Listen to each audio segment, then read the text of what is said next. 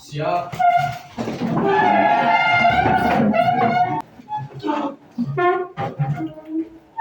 Beri selamat Ibu Guru.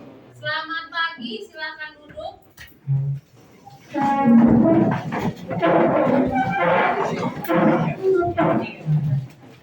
Bagaimana kabarnya hari ini? Baik.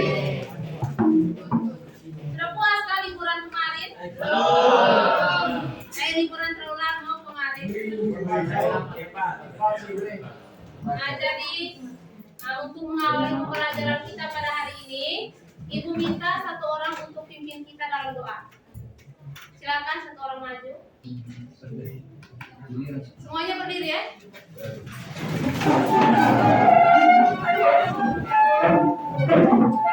Teman-teman, sebelum mulai pembelajaran kali ini, marilah kita berdoa. Semoga saya memimpin doa ini dengan kepercayaan saya yang bisa. Berdoa dimulai. Berdoa selesai. Terima kasih. Silakan duduk.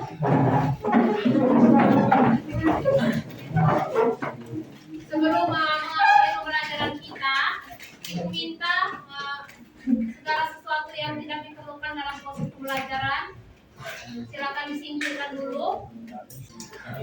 Sudah? Sudah siap untuk belajar? Sudah.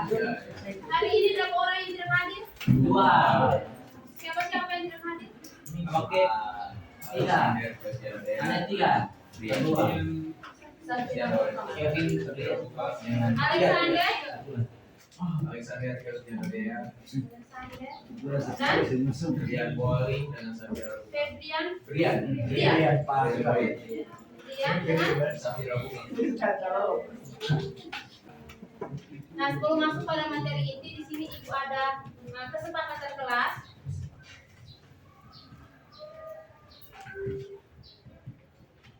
Di sini ada kesepakatan kelas. Yang pertama, dilarang menggunakan HP jika tidak diinstruksikan oleh guru.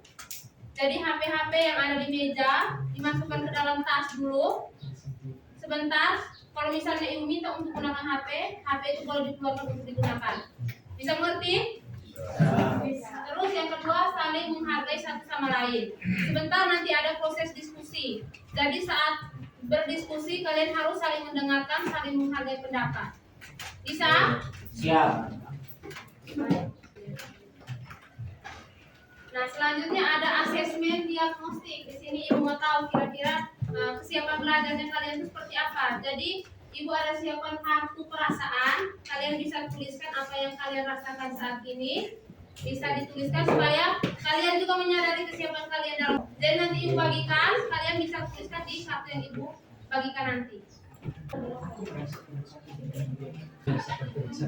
Yang sudah dapat silakan dituliskan dan yang sudah bisa langsung dibuka. Sudah? Jadi di sini ada yang senang, ada yang bosan, ada yang. Jadi perhatikan. Di sini Ibu ada kata-kata untuk kalian. Jadi apapun itu, yang bosan, yang sakit, apapun perasaanmu saat ini, semoga harimu selalu menyenangkan dan apapun harapanmu selalu diberkati. Oke, jadi sekarang Ibu mau tanya dulu materi-materi yang sudah kalian pelajari di kelas 10 itu apa saja? Siap. Apa lagi? Ekosistem. Apa lagi? Satu. Ekosistem.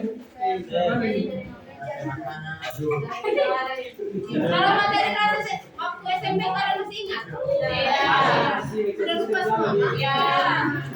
Kalau materi kelas 10 yang di klasifikasi kehidupan, tingkatan organisasi kehidupan kalian masih ingat? Iya.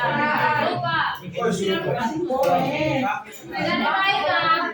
Di kelas 10 terus di kelas 9 waktu SMP itu ada materi tingkatan organisasi kehidupan. Di sini yang punya spiral mana? Dari tingkatan organisasi kehidupan di sini ada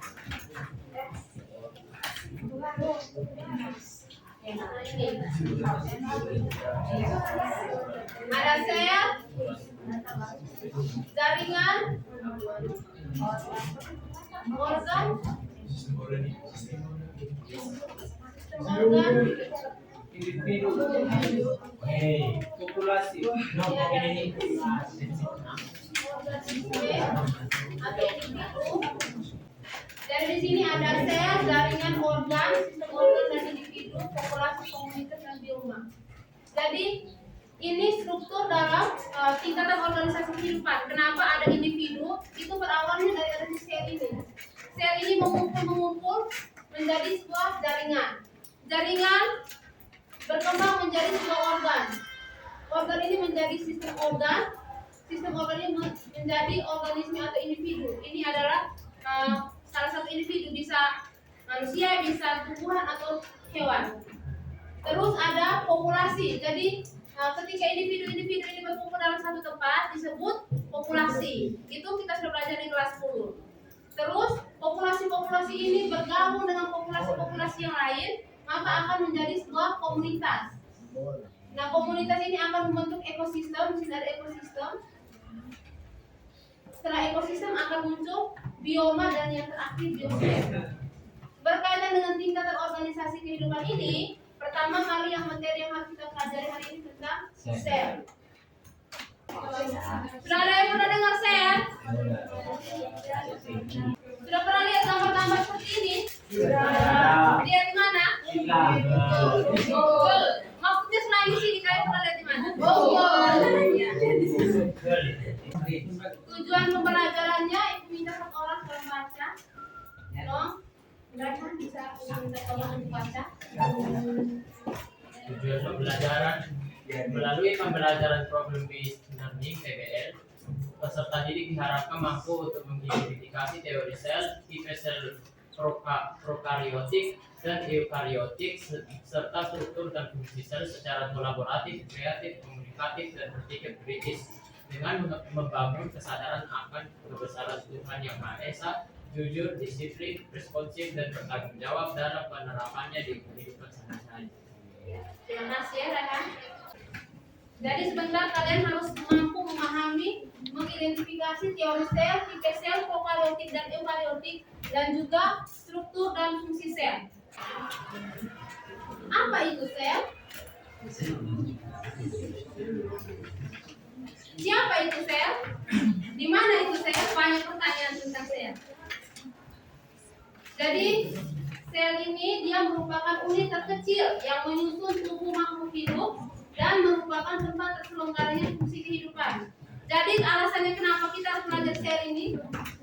Sel ini merupakan unit terkecil yang membentuk tubuh makhluk hidup. Jadi kenapa ada kita, ada hewan-hewan, ada tumbuhan, itu karena adanya sel ini. Jadi berawal dari sel maka hadirlah sebuah organisme. Ini berkaitan juga dengan tingkatan organisasi kehidupan tadi.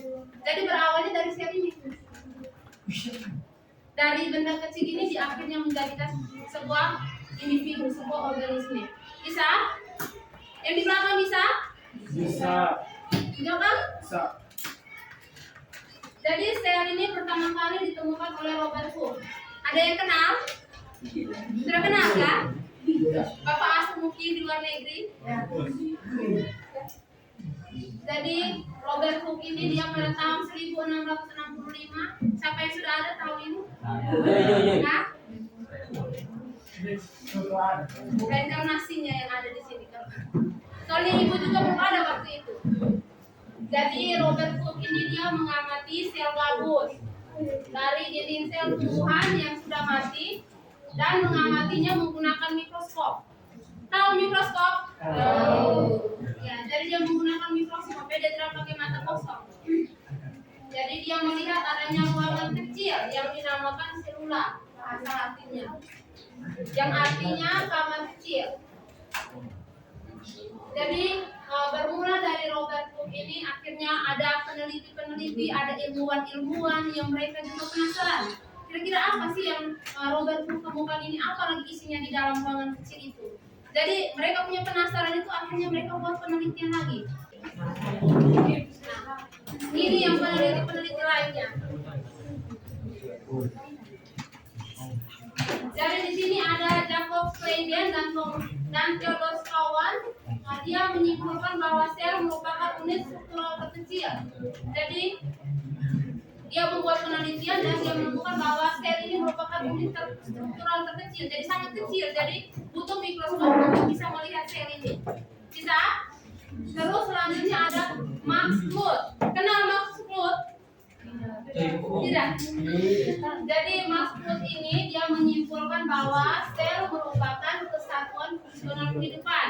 Kesatuan fungsional kehidupan ini karena dengan adanya sel ini maka adanya kehidupan. Fungsi-fungsi dari organel-organel sel itu yang sebentar akan kita pelajari itu memiliki fungsi dan yang menopang kehidupan. Terus yang ketiga ada Rudolf Virchow. Dia menyimpulkan bahwa semua sel ini berasal dari sel sebelumnya. Jadi sebelum ada sel lain lagi. Jadi dia menyebutkan bahwa omnicellular excellulae. Semua sel berasal dari sel sebelumnya. Jadi ada sel di depan, sebelumnya ada sel juga. Jadi saling berkaitan. Begitu. Terus yang berikutnya ada ukuran sel. Di sini sebagian besar sel berdiameter antara 1 sampai 100 mikrometer. Kira-kira kamu bisa lihat tidak seperti itu? Harus pakai mikroskop, ya? Sudah pernah pakai mikroskop?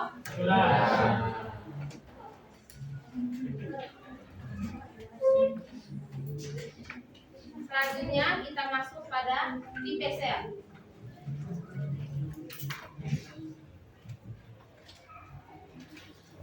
Jadi tipe sel ini ada dua secara jenisnya ada dua, yaitu sel prokaryotik dan sel eukaryotik.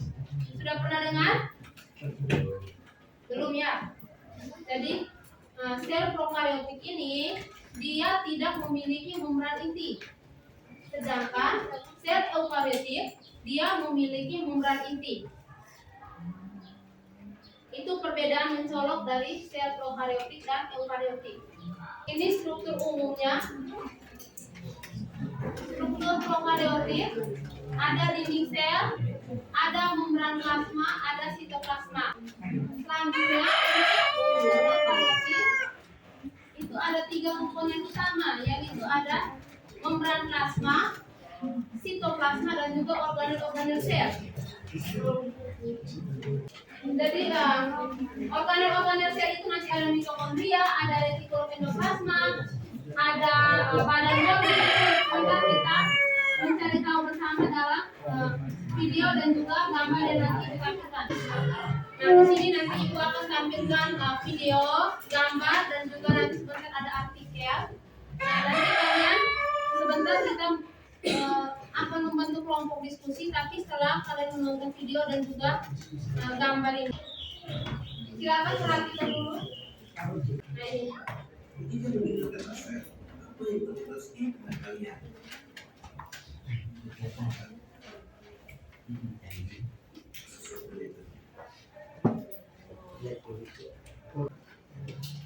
Jadi ini bentuk dari tipe sel prokaryotik dan sel eukaryotik. Nah ini untuk mencari tahu lebih dalam lagi, sekarang kalian bisa bentuk kelompok diskusi 4 sampai 5 orang dalam kelompok. Nah jadi perhatikan dulu di sini. Sudah dalam bentuk kelompok semua kan? Jadi perhatikan dulu di sini ada lembar kerja peserta didik sudah ibu siapkan. Di sini ada kelompok, anggota kelompok, tujuan pembelajaran juga petunjuk LKPD. Di lembar. Jadi ini ibu bagikan. Yang sudah dapat bisa langsung kerjakannya. Nama kelompoknya langsung taruh di sini supaya ibu bisa tahu.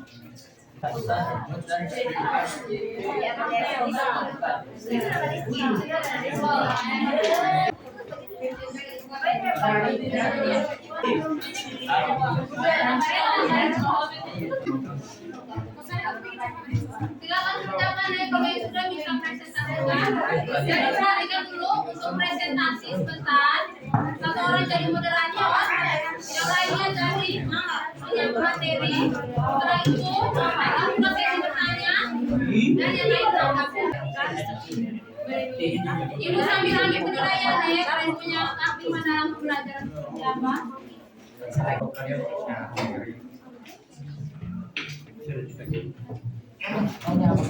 Ada kelompok yang sudah bisa mulai presentasi ya? Ada 8 kelompok. Kelompok yang di belakang tadi kan mau presentasi duluan. Silakan ya. Ayo sudah kelompok simak bangun presentasikan. Semuanya perhatikan ke depan ya. Selamat siang ibu dan teman-teman. Siang. Silakan. Nomor 1, apa itu sel prokaryotik? Istilah prokaryotik berasal dari bahasa Yunani, yakni pro, yang berarti sebelum ada, karyon, yang berarti karyer, atau yang biasa disebut sebagai membran inti atau nukleus. Makna sel prokaryotik yaitu sebagai sel yang berkandungan membran inti sehingga tidak memiliki batas yang tegas antara inti sel dengan sitoplasma.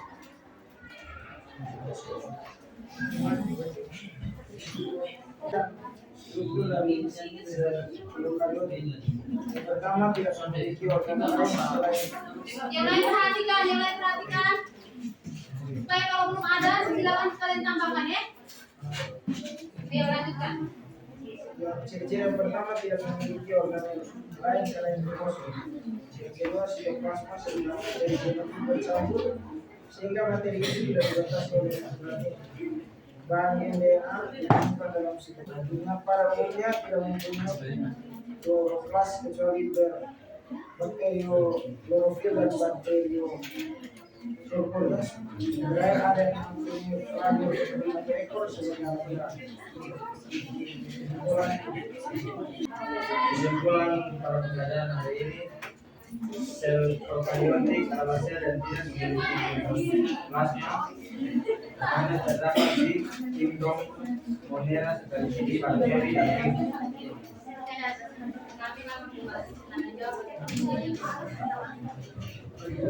Nah, jadi sebelum mereka membuat jawab, memutuskan dulu untuk kesimpulan tadi bahwa untuk sel prokaryotik dia tidak memiliki membran inti. Kalau dia tidak memiliki membran inti, ya, tadi mereka bilang membran plasma, jadi tidak memiliki.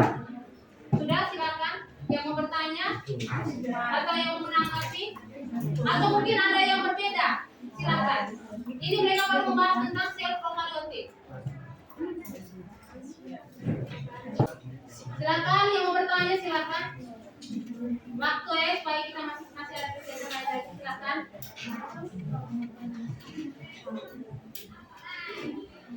Perkenalkan, saya Raihan Fadil Muhammad dari kelompok 3. Ingin bertanya, apa contoh makhluk hidup yang memiliki sel prokaryotik?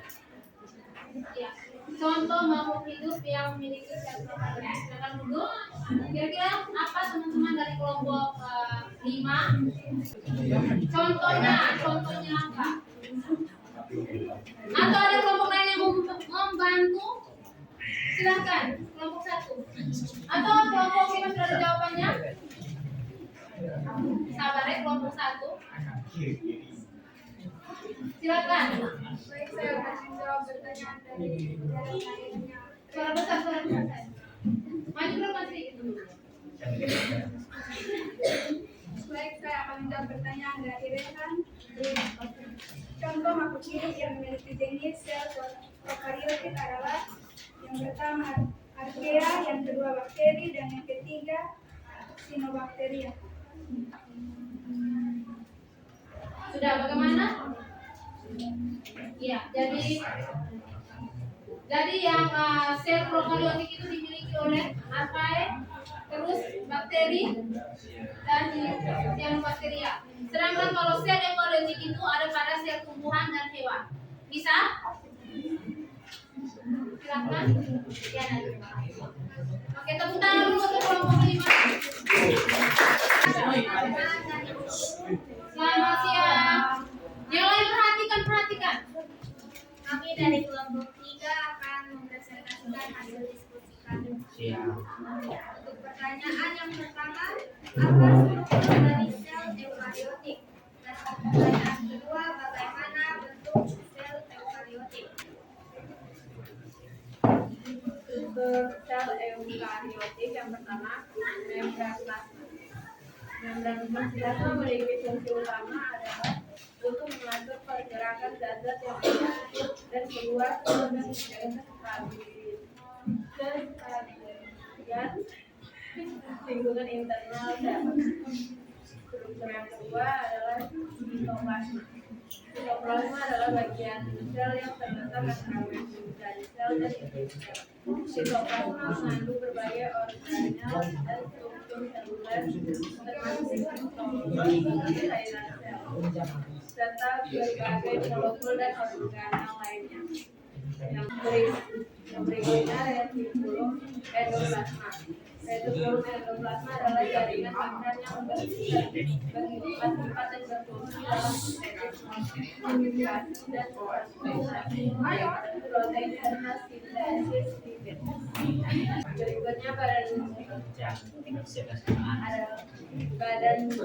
adalah struktur yang berfungsi untuk memproses, mengemas dan mengirim molekul seperti protein dan lipid ke tempat-tempat tertentu di dalam sel atau keluar sel melalui eksositosis.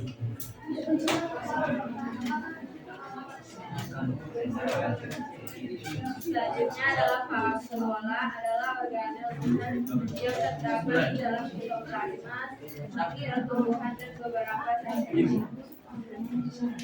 Selanjutnya untuk pertanyaan bagaimana bentuk sel eukariotik, di sini kami akan menampilkan gambar yaitu ada sel eukariotik, ada prokariotik dan sel eukariotik untuk tumbuhan. Tapi karena kami menganalisis tentang sel eukariotik, maka kami memfokuskan terhadap sel eukariotik hewan dan sel eukariotik tumbuhan. Tiap-tiap sel eukariotik memiliki membran plasma, sitoplasma, ribosom, nukleus atau inti sel, retikulum endoplasma, lisosom, mitokondria, dan badan Golgi untuk sel eukariotik hewan, dan vakuola untuk membran untuk sel eukariotik pada tumbuhan.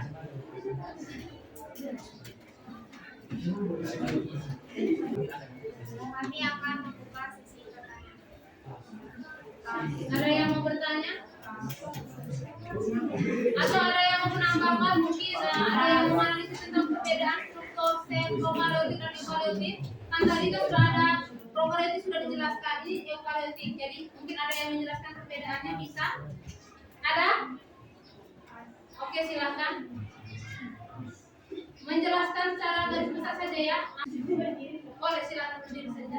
Mewakili dari kelompok berapa? Kelompok 2. Jadi di sini perbedaan dari sel prokariotik merupakan sel yang tidak memiliki membran inti atau organel yang sehingga DNA tetap sedangkan sel eukariotik merupakan sel dengan membran inti yang melindungi DNA dan berbagai jenis organel yang dilindungi oleh membran. Dan dari saya, Halo. Oke, tepuk tangan dulu untuk kelompok 3.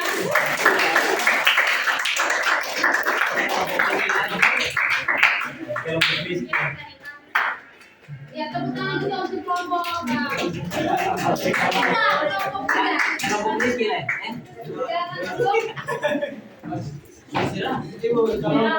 Jadi ya, nanti silakan dimasukkan LPD-nya. Jadi ya, yang lainnya.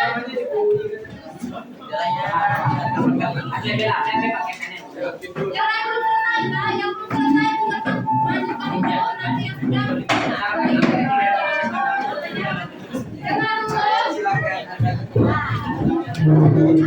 Jangan semuanya. Jadi yang dulu perhatikan. Yang di belakang.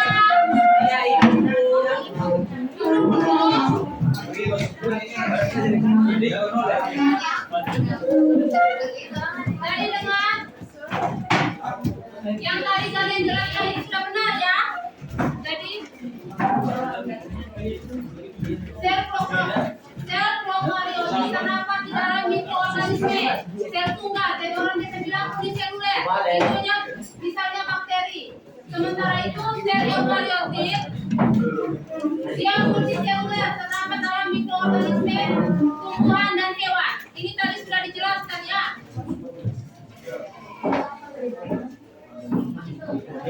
Ini tadi sudah dijelaskan oleh kelompok 5. Kalian bisa minta infografisnya dari kelompok 5. Ya dong. Selanjutnya ini struktur sel prokariotik, ada membran plasma, ada sitoplasma, nukleus atau inti, liposom, dinding sel, kapsul dan flagel. Tapi catatan di sini nukleus atau inti sel ini dia tidak terdapat dalam secupat. Contohnya tadi gambar dari kelompok berapa tadi? Kelompok 3. Ibu kasih. Nah, jadi perhatikan di sini gambar nukleus itu dia ada di satu titik ini. Berbeda dengan yang di prokariotik dia tersebar di sitoplasma ini. Bisa? Bisa mengerti? Bisa.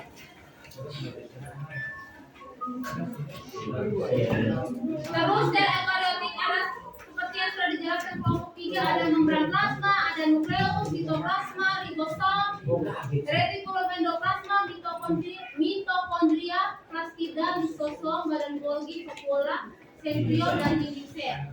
Ini secara garis besarnya organel seperti ini. Nanti pertemuan berikut kalian akan belajar tentang perbedaan struktur sel hewan dan sel tumbuhan. Jadi ada dari sekian banyak organel ini, ada yang tidak terdapat di sel hewan, ada yang tidak terdapat di sel tumbuhan. Bisa? Bisa. Jadi, strukturnya seperti ini. Kita lanjut. Nah, ini perbedaan sel prokariotik dan eukariotik. Jadi tadi juga sudah dijelaskan oleh kelompok 2. Sebentar nanti ibu tinggal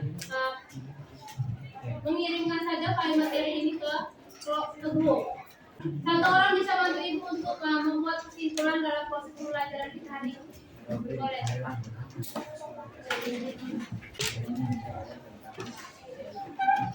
Untuk kesimpulan tentang sel eukariotik adalah unit struktural dan fungsional kehidupan yang paling mendasar pada organisme eukariota. Sel eukariotik penting untuk kehidupan karena merupakan dasar dari seluruh organisme eukariota, termasuk hewan, tumbuhan, jamur, dan sistem.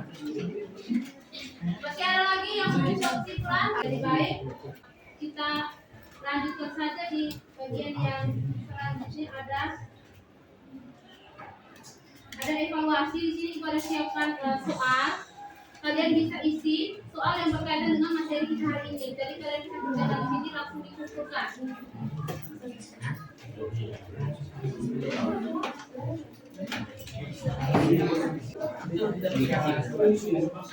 Fisika masuk. Ini berat.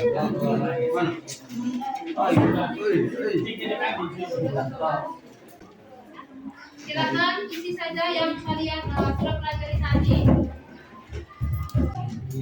Di belakang soalnya bisa langsung tulis refleksi.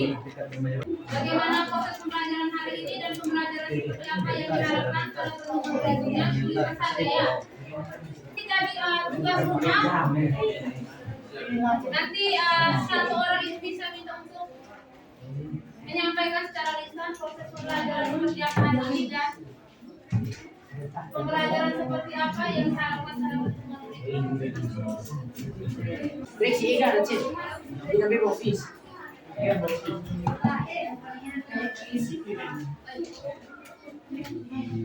Baik, jadi refleksi yang saya dapat hari ini untuk bagaimana proses pembelajaran pada hari ini, saya rasa pembelajaran hari ini cukup informatif bagi saya karena saya merasa mendapat wawasan yang baru tentang kompetensi pada hari ini.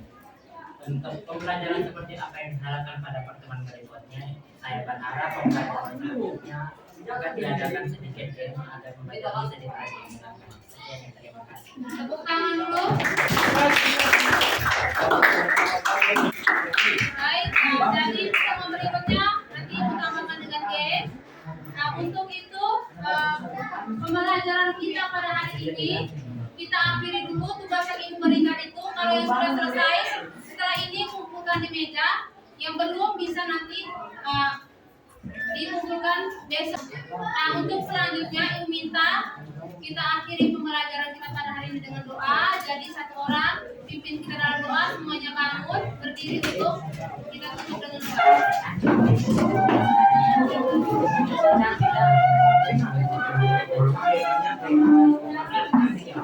Ayo bangun. Janji Yang di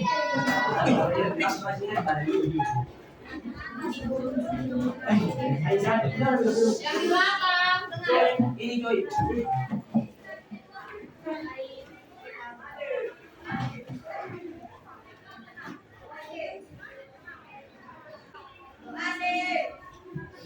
Beri salam. Beri